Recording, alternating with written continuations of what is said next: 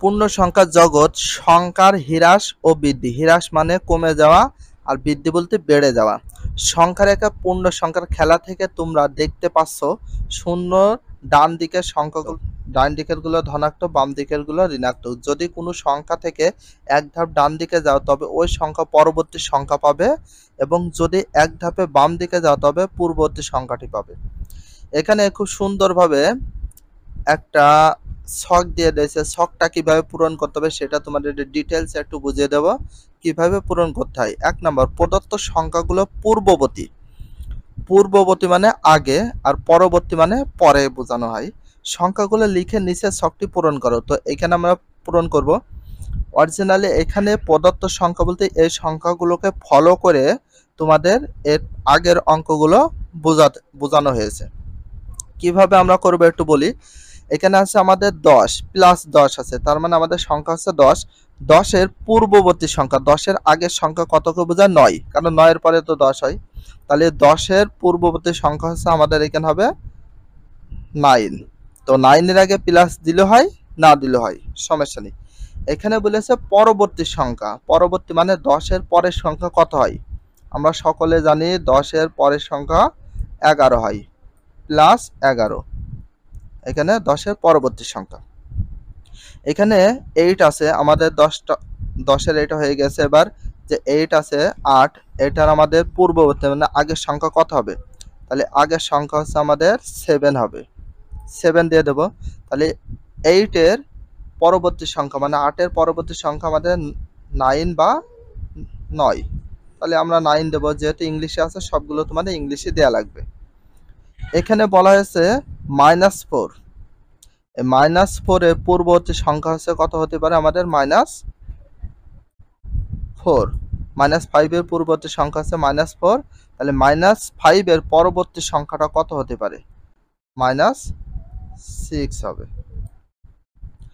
এবার 3 এর পূর্ববর্তী সংখ্যা হচ্ছে +2 হবে। যেহেতু শুধু 3 আছে, 3 আগে প্লাস, কিছু না থাকতে ধনাত্মক হয়, প্লাস।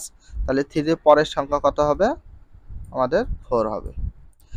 শূন্যর আগের সংখ্যা কত হবে সেটা তোমাদের বুঝতে হবে। শূন্যর পরের সংখ্যা আমরা জানি, শূন্যর পরে চলে আসে আমাদের +1, যেটাকে আমরা 1 বলি। কিন্তু শূন্যর আগের সংখ্যা কত হবে সেটা তোমাদের অবশ্যই জানতে হবে। তাহলে শূন্যর আগের সংখ্যা কত হবে সেটা তোমরা জেনে নাও। এর আগের সংখ্যা হচ্ছে -1। -1 এর চেয়ে বড় হচ্ছে 0, 0 এর চেয়ে বড় হচ্ছে 1। এখানে আছে -1, তাহলে এখানে তোমাদের কি হবে?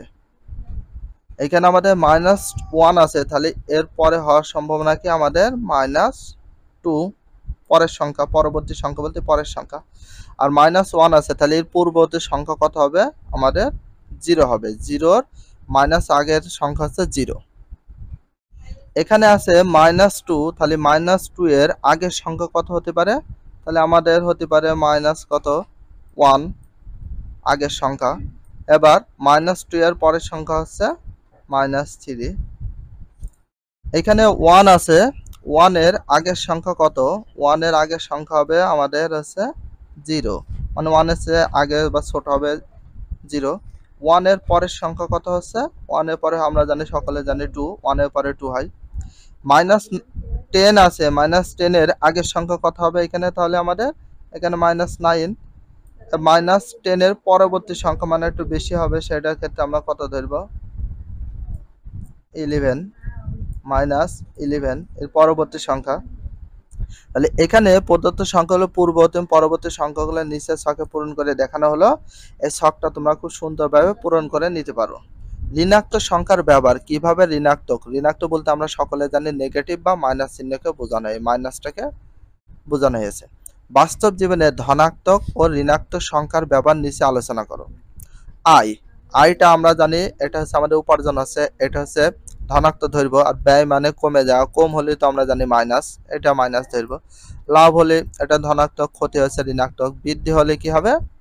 ধনাত্মক। হ্রাস হলে কমে যাচ্ছে, এই জন্য এটা হচ্ছে ঋণাত্মক ধরে নেব।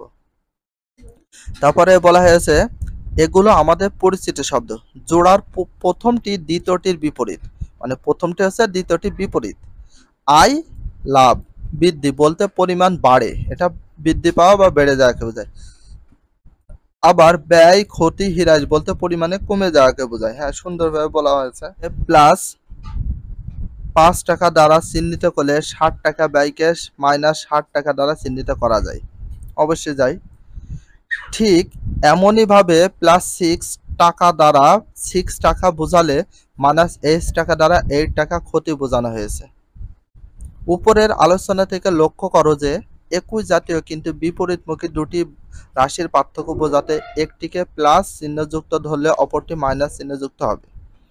প্লাস চিহ্নযুক্ত সংখ্যাকে ধনাত্মক সংখ্যা বলে। আমরা সকলে জানি প্লাস চিহ্ন সংখ্যা যেগুলো আছে সেগুলোকে বলা হয়, বাংলায় বলা হয় ধনাত্মক সংখ্যা। আর যেগুলো মাইনাস চিহ্নযুক্ত দ্বারা সংখ্যাকে আমরা বলি ঋণাত্মক সংখ্যা বলি। তাহলে ঋণাত্মক সংখ্যা কাকে বলে? মাইনাস চিহ্নযুক্ত সংখ্যাকে ঋণাত্মক সংখ্যা, ধনাত্মক সংখ্যা কাকে বলে? প্লাস চিহ্নযুক্ত সংখ্যাকে ধনাত্মক সংখ্যা বলে।